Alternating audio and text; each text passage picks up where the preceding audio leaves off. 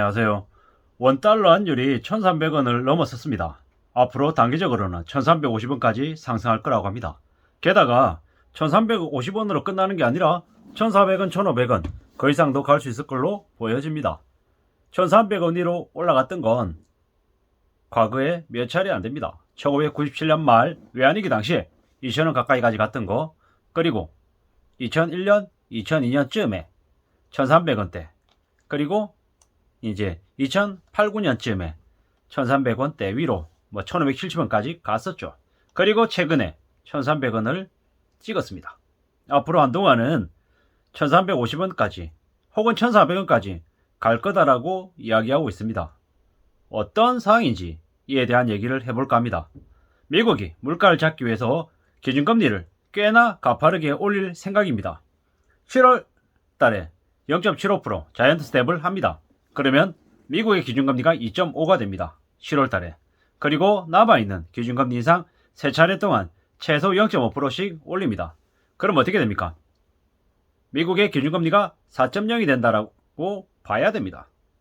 4.00. 꽤나 무서운 숫자입니다. 한국은 아마도 3.5에서 3.75까지 갈 걸로 예상합니다. 한국 또한 자이언트 스텝을 안 할 수 없다라고 봐야 됩니다. 한국이 현재 1.75인데 앞으로 4번 동안 4번의 수 안에 0.5%씩 해서 3.75까지는 갈 걸로 보여집니다. 그렇게 해도 한국과 미국의 기준금리는 역전입니다. 이 때문에 원달러 환율은 1350원, 1400원, 1500원까지도 갈 수 있다라고 봐야 됩니다. 지금 한미 통화 스와프 해야 되지 않느냐, 정부가 좀 나서야 되지 않느냐라고 되게 많은 얘기들을 하는데, 사실상 지금 정부는 그냥 내버려 두고 있습니다. 금융당국이 구두 개입하겠다라고 말하는 정도로 그냥 그치고 있죠. 사실상 원달러 환율이 더 올라가는 걸 용인하겠다라는 모습으로 보여집니다. 지금의 윤석열 정부 대통령이나 여당은 그다지 지금의 경제 상황을 매우 우려스럽게 보고 경제 상황을 잘 대응하겠다라는 생각이 없는 걸로 보입니다. 왜냐? 경제가 어려워지면 이걸 핑계 삼아가지고 부실도 더 털어내고, 또 그들이 바라는, 기득권들이 바라는 민영화의 과정을 밟을 걸로 보입니다. 어쩔 수 없었다, 대책이 없다, 이렇게 나몰라라 수습안간하는 모습들을 보이고 있는 것 같습니다. 좀 많이 우려스러운 상황이죠. 사실상 정부가 그냥 나왔다라고 보는 게 좀 어떤가 라는 생각도 들 정도인 거죠. 지금 현재 미국의 물가는 좋지 못하고 미 연준의 행보는 매우 강력할 것도 보입니다. 그에 반해 한국은 정치적인 경제적인 리더십이 더욱더 필요한 시기인데, 그러한 것들은 실종됐다, 안 보인다라고 보는 게 맞겠습니다. 고승범 금융위원장을 경질시키고 자기네 검사 출신의 금융위원장을 내세울 때부터 사실상 경제는 나았다라고 보면 맞겠습니다. 지금 국민의힘 여당이 내부의 권력 다툼으로 윤석열 대통령의 힘을 더 키우냐, 아니면 윤석열 반대의 세력이 더 힘을 갖느냐, 이런 것들로 지금 내부 싸움이 벌어져서 난립니다. 사실상 이 정권 초기에 지지율이 되게 높아야 되는데 지지율은 매우 낮습니다. 취임 이후에 최저 지지율을 보이고 있습니다. 지지율이 낮다라는 건 한국의 정치적인 경제적인 사령탑들이 제대로 역할을 못할 수 있다는 얘기고, 국민하고 국민의 의사를 반하는 그런 자기들끼리의 마이위를 할 수 있다라고 보여진다라는 거죠. 꽤나 우려스럽고 꽤나 염려스러운 상황입니다. 지금 한국의 주가가 어떻습니까? 그냥 사실상 방치 상태라고 봐도 무방할 것 같습니다. 감히 말씀드립니다. 2022년 연말이 되면 주가는 2000이 무너진다 라고 예상이 됩니다.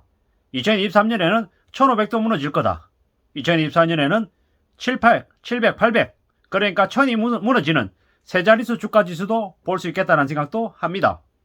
지금 코인이 수습 안간하면서 급하락했던 것처럼 주가도 마찬가지일 것 같습니다. 지금의 정부는, 지금의 대한민국 경제 정치 사령탑은 사실상 없다라고 봐도 무방할 것 같습니다. 그저 재정을 파탄내고 민영화의 길을 가기 위한 수작을 부리고 있는 거다라고 보여집니다. 또한 지금 뭡니까? 근로시간 관련해서 노동부 장관이 나와가지고 뭐하고 있습니까? 주 52시간 유연화 발표했는데 실제로는 뭡니까? 그냥 기득권들 재벌가 족벌가들 원하는 대로 다 들어주는 모습인 거죠. 그냥 국민들이 뭡니까? 노동자들이 죽든지 말든지 그냥 니네 다 알아서 살라는 그냥 개돼지 취급하는 게 아닌가라는 생각이 들 정도인 거죠. 매우 우려스럽고 매우 염려스러운 상황입니다. 한때 게임 업계에 야근이 상상을 초월할 정도로 심각했습니다. 그런 것들 때문에 주 52시간이 좀 그래도 바로 잡히려고 이전 정부 때 그러한 논의들이 있었고 정치를 진행한다고 했던 것 같은데 새 정부 들어서자마자 바로 뒤집는 모습입니다. 그냥 재벌들, 족벌가들, 기득권들이 아닌 사람들은 사람 취급 안 하겠다라는 거죠. 그냥 개돼지 취급하고 죽어나가든지 말든지 알아서 살라는 그런 것 같습니다. 판교등대, 구로등대, 오징어 조합회 이게 뭡니까? 분당이나 구로구에 있는 게임업체 빌딩을 불렀던 얘기입니다.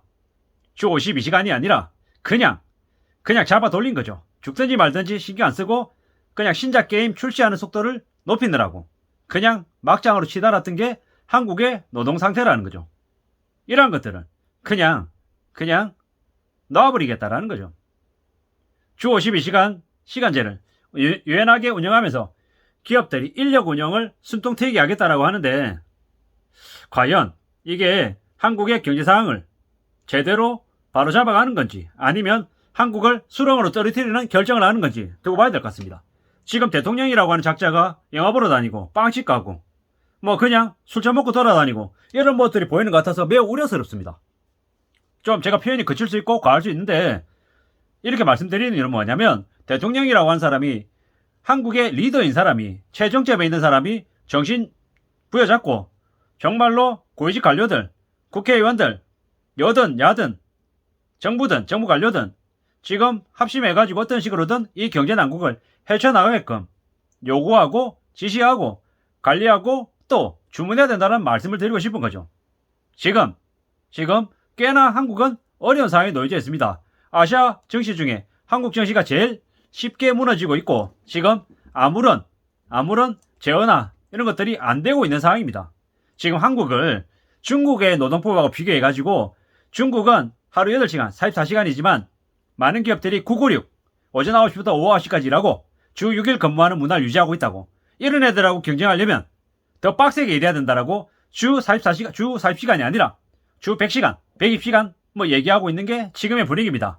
이런 식으로 기업 위주의 특히나 대기업 위주의 노동정책을 펼치면 무수히 많은 한국에 있는 많은 약자들 노동자들이 어떻게 살까 참 우려스러운 거죠. 그냥 대놓고 민영화하고 대놓고 재벌들 족벌가들 위주로 정책을 펼치고 부자 감세해주고 상속세 폐지해주고 그냥 막장 대한민국 그냥 서민들 보통의 사람들은 개쓰레기들 부품 죽어나가든지 말든지 그냥 너희들 알아서 각자도생하고 그냥 술 처먹고 담배 피고 흥청망청거리면서 노름이나로 다니고 그냥 개돼지처럼 살라고 얘기하는 거 아닌가라는 생각이 드는 거죠. 제가 너무 과하고 거칠게 얘기한다라는 거 분명히 알고 있습니다. 근데 제가 왜 이렇게 말씀드리냐라는 건 지금의 정부와 지금의 대기업들이 책임감을 가지고 좀 더 이 힘들고 어려운 경제 난국을 헤쳐나가기 위해서 좀 제대로 된 리더십을 보여야 된다라는 거죠. 신세계 정용리 같은 이는 군대도 가지도 않은 이 인간이 멸공이니 뭐니 이런 개소리 할 게 아니고 어떤 식으로도 좀 더 열심히 노력하고 공부해서 좀 더 회사를 기업을 괜찮게 잘 이끌어 나갈 수 있게끔 고민해야 되는 거고 대통령은 대통령에 걸맞게 좀 더 움직여야 된다라는 주문을 하고 싶은 거죠. 왜? 지금 많은 사람들이 많은 대한민국에 있는 국민들이 암울해 있고 매우 우울하게 지내고 있습니다. 이러한 상황들을 절대로 외면하지 말고 정말 경제적인 약자, 사회적인 약자, 국민들을 위한 대통령이 되고 정부가 되고 정치인들이 좀 됐으면 하는 바람인 거죠. 주 52시간을 유연하게 운영하겠다라고 하면서 많은 이들에게 과한 노동을 해서 죽어나가는 일이 더 생기지 않을까 우려스럽다라는 거죠. 우려스럽습니다. 왜 주 52시간 근로가 저렇게 이전 정부에서 바뀌었는지 그렇게 새롭게 방향이 정해졌는지에 대해서는 냉정히 생각해 볼 필요가 있다는 겁니다. 물론 좋은 점만 있는 거 아닌 건 압니다. 하지만 새로운 정부 때 이전 정부에서 저질렀던 과오나 잘못된 것들을 바로잡으라고 지금 대통령에게, 지금의 국민의힘에게 국민이 힘을 실어준 것 같은데 지금은 되려 엉뚱한 방향으로 흘러가는 것 같아서 매우 우려스럽습니다. 그러한 정치적 경제적인 리더십이 실종이 되는 지금의 상황에서 한국이 더 암울해지는, 더 절망으로 추락할 것 같아 더 걱정스럽다는 말씀을 드리면서 마칠까 합니다. 감사합니다.